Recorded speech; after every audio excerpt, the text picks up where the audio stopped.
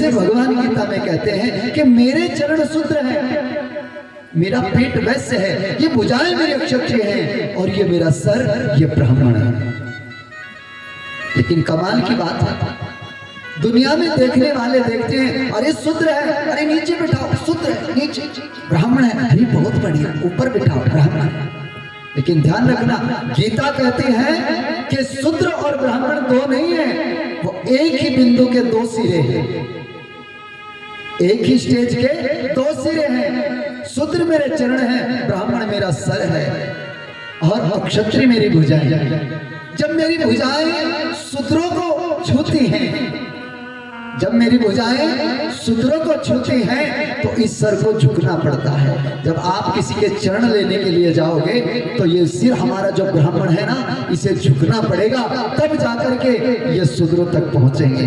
जब तक ये झुकेंगे नहीं तब तक ये वहां पहुंचेंगे नहीं, और जब तक ये पहुंचेंगे नहीं तो सामने वाले का जो अक्षत्रिय भाव है, जो उसके हाथ हैं, वो आशीर्वाद के लिए उठेंगे नहीं। और आशीर्वाद ब्राह्मण ब्रह्म खोपड़ी से, ये ब्राह्मण बुद्धि से प्रकट होगा। इसलिए संसार का नियम है कि जब हम नीचे से नीचे बैठे हुए इंसान के पास तक नहीं पहुंचेंगे तब तक हमारी ऊंचाई का कोई लाभ नहीं है, हमारे ज्ञान का, हमारी बुद्धि का, हमारे विवेक का कोई लाभ नहीं है। यहाँ प्रत्येक व्यक्ति के अंदर उस परम पिता परमात्मा की पूर्ण ऊर्जा विद्यमान है, सबके अंदर पूरी सामर्थ्यता है। वो क्षत्रिय भी हो सकता है, वो शूद्र भी हो सकता है, वो वैश्य भी हो सकता है, और वो अपने ब्रह्म तत्व को प्राप्त करके ब्राह्मण भी हो सकता है।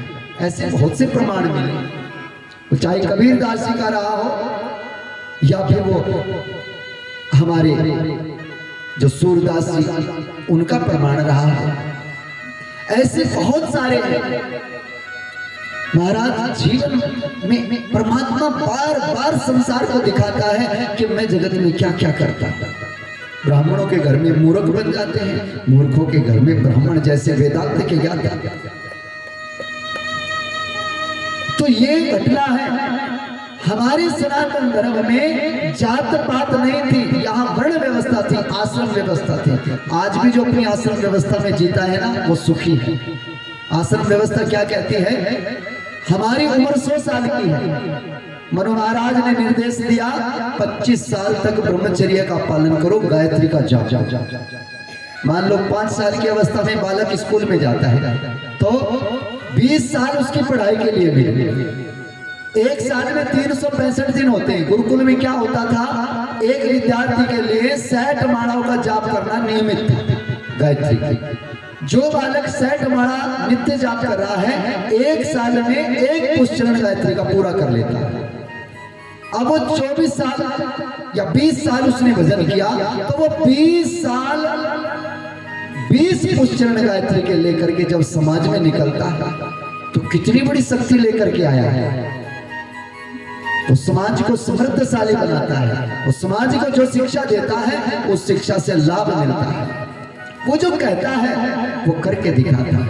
अब 25 साल के बाद वो गृहस्थ जीवन में प्रवेश करेगा तो मर्यादित जीवन जिएगा, और 25 साल तक गृहस्थ जीवन जीने के बाद जब उसके बालक बड़े होंगे तो फिर वो वानप्रस्थ में प्रवेश करेगा।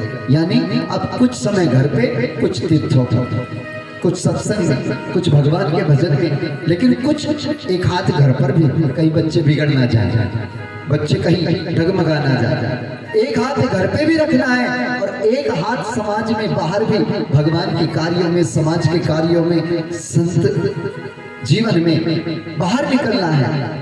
और जब उसके बच्चों की शादी होकर के उसके बच्चे भी बाबा बन जाएंगे तो फिर उसे संन्यास ले लेना है, उसे संन्यास ले। अब बताओ, जिनका जीवन ऐसा होगा उनके घर में क्यों लड़ाई होगी, क्यों झगड़े होंगे? वो अपने अपने स्टेज को छोड़ते जा रहे हैं। शादी हुई, बचपन को छोड़ा, फिर बच्चे बड़े हुए, जैसे बच्चों के विवाह हुए तो तुरंत बच्चों के हाथ में जिम्मेवारी सौंपो, तुम्हारा घर है, अपने घर को चलाओ, बिगाड़ना है बिगाड़ो, लेकिन अभी भागना नहीं है, अभी देखना है, देखे बिगाड़ता है या चलाता है। उसे मजबूत करके जब अपने घर को बढ़िया तरीके से चलाने लगे तो धीरे धीरे घर से बाहर कहीं किसी आश्रम में कोई ऐसा